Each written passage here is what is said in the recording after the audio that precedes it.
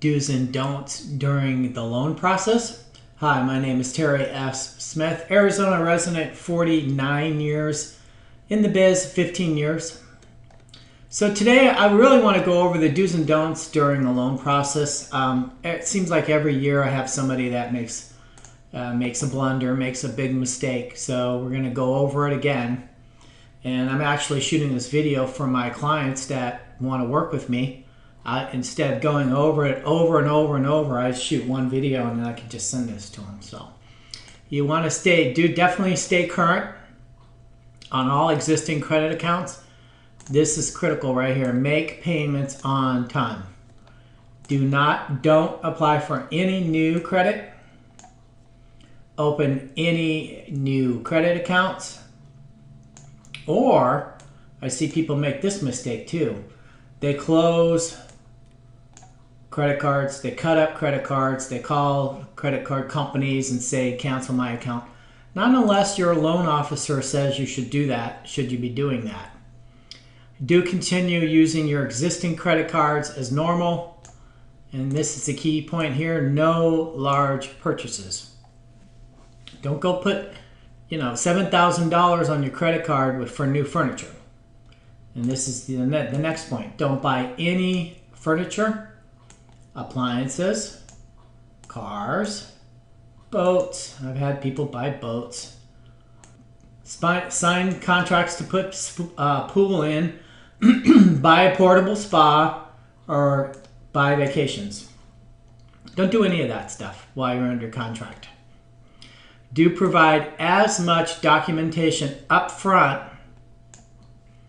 And that the key word here is up front. I know the best loan officers ask for a ton of information in the beginning so they don't have to just keep asking you, bothering you, and piecemeal. The best loan officers ask for all of this stuff up front. And there's the key word, up front. I've seen this mistake made by a few of my buyers. They go on vacation. They write an offer on a house and then they disappear.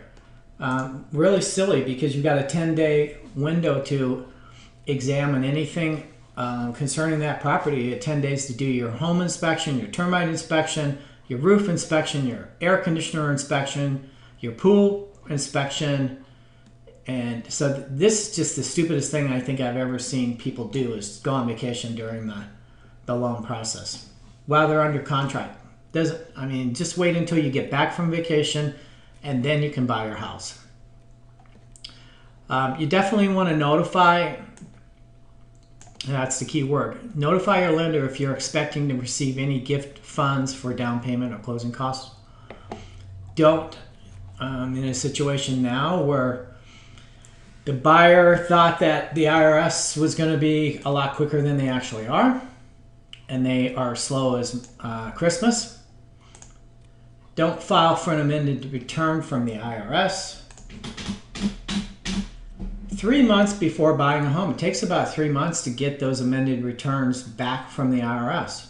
There's the key time right there, 3 months. Could be quicker, but why would you want to roll the dice on something like that? It doesn't make sense.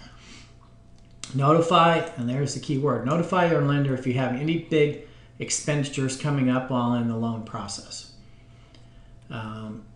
Don't pay off any collections or charge-offs unless advised, and this is the key word, advised by your loan officer. Do notify, and there's the key word there, notify your lender if you have any changes in employment, raises, promotions. I've got a situation now where the cosigner is on a leave of absence. Luckily, she's on a paid leave of absence. Paid, that's the key word, paid. If she was on a leave of absence unpaid, then my buyers would not be buying their house. If you're cosigner, or one of your husband or your wife or spouse is on a leave of absence, make sure that you notify your lender and let them know. Don't deposit any large amounts of cash into your bank account without contacting your loan officer first. A lot of people don't know this, but if you put $2,500 cash into any kind of bank account, checking, saving, doesn't matter. The bank will notify the IRS that you've deposited this amount of cash in any $2,500 or more. So don't take money out of your mattress and run down to the bank and put a large amount of money in your checking account, in your savings account. The underwriter will start asking questions.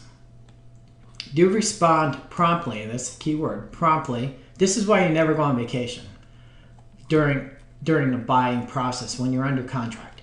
Respond promptly and become available, there's the key word, to provide any last minute documentations or to go sign loan docs at title company. Don't go on a leave of absence for your work, change your hours, or move professions while under contract on your new home. I've had people say, you know, I'm tired of being whatever and I want to go do something else. Well, wait till after you close to do that, make those decisions. You know, you're just going to have to delay any moving of professions. Not a smart thing to do.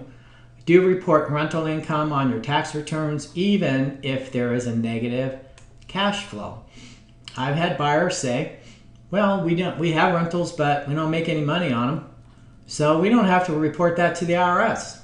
No, you have to. Now you're going to have to go back and file an amended return, and now you've got 2 to 3 months to wait. So you have to report rental income on your tax return, even if there is a negative cash flow, meaning you lose money every month on the property. Don't try and hide any important information from your loan officer. They're going to put you under the microscope. So any kind of monkey business, it'll be discovered at the very end, and it's possible you won't get your house. So it's amazing how many people, their situation changes, and they say, well, if I just forget about this or hide it, nobody will know. Well, they're going to find out. They even check your employment before they wire the money into the escrow account at the title company. They will pick up the phone and call your employer and say, is him, are they still employed at your company?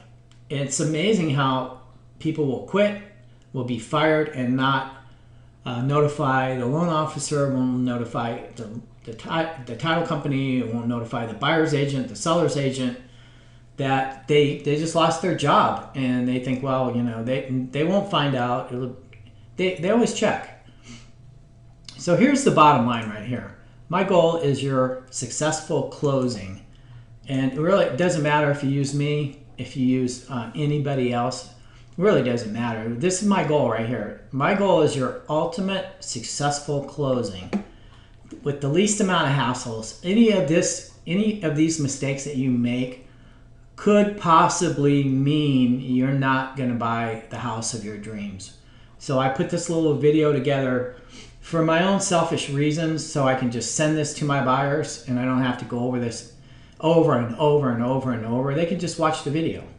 So any realtor that's watching this, they can easily, they have my permission to send this to their buyers once they get an accepted offer. I mean, I would go over this before they write the offer. That's how I do business, but anybody can use my video to educate their clients. So thanks.